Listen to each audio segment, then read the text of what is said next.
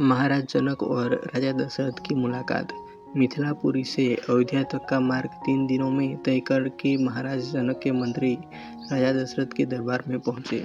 रत्नजड़ित सिंहासन पर विराजमान महाराज दशरथ का सादर अभिवादन करने के पश्चात मिथिला के मंत्री ने कहा, हे राजन, मिथिला नरेश ने आपका कुशल समाचार पूछा है और महर्षि विश्वामित्र की आज्ञा से उन्होंने आपके पास यह संदेश भेजा है कि समस्त संसार को ज्ञात है कि मिथिला के राजा जनक की पुत्री सीता अत्यंत रूपवती, लावण्यमयी एवं समस्त सद्गुणों से संपन्न है।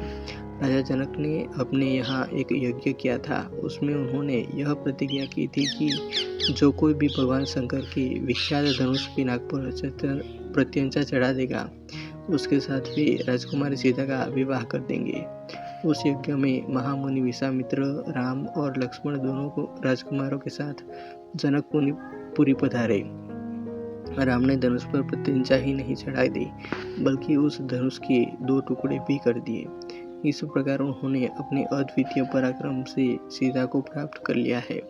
अतः राजा जनक ने आपसे सादर अनुरोध करते हुए यह संदेश भेजा है कि आप अपने समस्त परिजनों, बंधु बांधवों, मंत्रियों एवं पुरोहितों तथा गुरु वशिष्ठ के साथ शीघ्र बारात लेकर मिथिला पधारने की कृपा करें, ताकि राजकुमार श्री रामचंद्र के साथ सौभाग्यकांक्षिणी सीता का विवाह वैदिक रीत से संपन्न हो सके और मिथिलेश कन्या के ऋण से उऋण हो सके।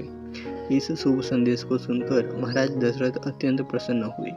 राम लक्ष्मण की कुशलता एवं अद्भुत पराक्रम का समाचार सुनकर उनका हृदय भाव विभोर हो गया।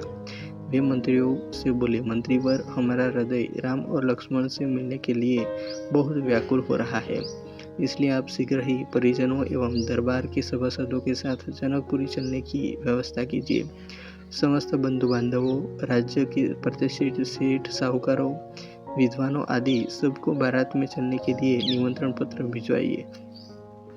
सेनापति जी से कहिए कि वे शीघ्र चातुरंगिणी सेना को तैयार होने का आदेश दें। यदि संभव हो तो ऐसी व्यवस्था कीजिए कि हम सब लोग कल ही प्रस्थान कर सके, क्योंकि हमारे समधी मिथिला नरेश ने हमसे बहुत शीघ्र मिथिलापुरी पहुंचने का आग्रह किया है। साथ ही परम पूज्य राजगुरु वशिष्ठ जी, वामदेव, जाबाली, कश्यप, मार्कंडेय, महर्षि कात्यायन आदि ऋषि मुनियों से भी यह प्रार्थना करें कि वे कल प्रातःकाल ही हम लोगों के चलने से पहले ही जनकपुरी के लिए प्रस्थान कर जाए।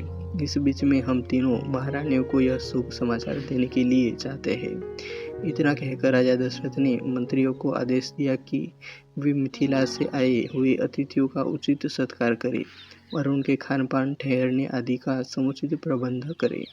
इसके पश्चात वे स्वयं राजप्रसाद के अंतःपुर में पहुंचे और तीनों रानियों को बुलाकर यह शुभ संवाद सुनाया। शीघ्र ही यह समाचार संपूर्ण अयोध्या नगरी में फैल गया।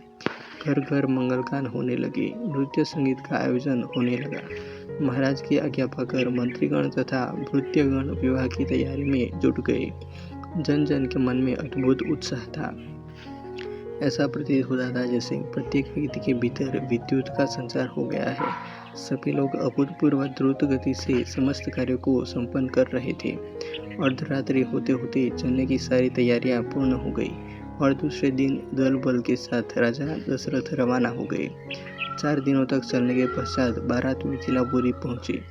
यह ज्ञात होते ही कि अयोध्या नरेश ऋषि मुनियों, मंत्रियों, परिजनों एवं अपनी संपूर्ण मंडली के साथ नगर के निकट आ पहुंचे हैं।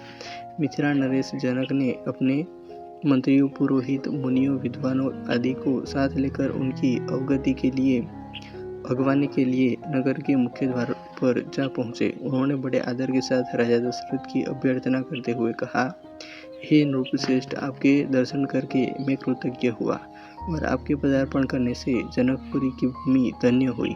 आपने सीता को अपनी कुलवधू के रूप में स्वीकार करके मेरे वंश को सम्मानित किया है। यह मेरा अहोभाग्य है कि आज मिथिलापुरी में महर्षि वशिष्ठ, कामदेव, मार्कंडेय एवं कात्यायन जैसे परम तपस्वी महात्माओं के चरण पड़े हैं।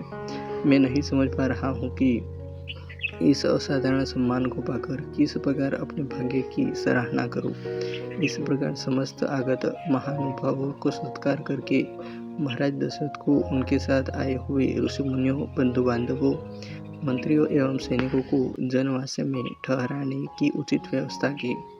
जनवासे में राजा दशरथ बहुत देर तक मुनि विश्वामित्र और अपने दोनों पुत्रों के साथ बैठे हुए उनकी कृतियों और पराक्रम का विवरण सुनते रहे।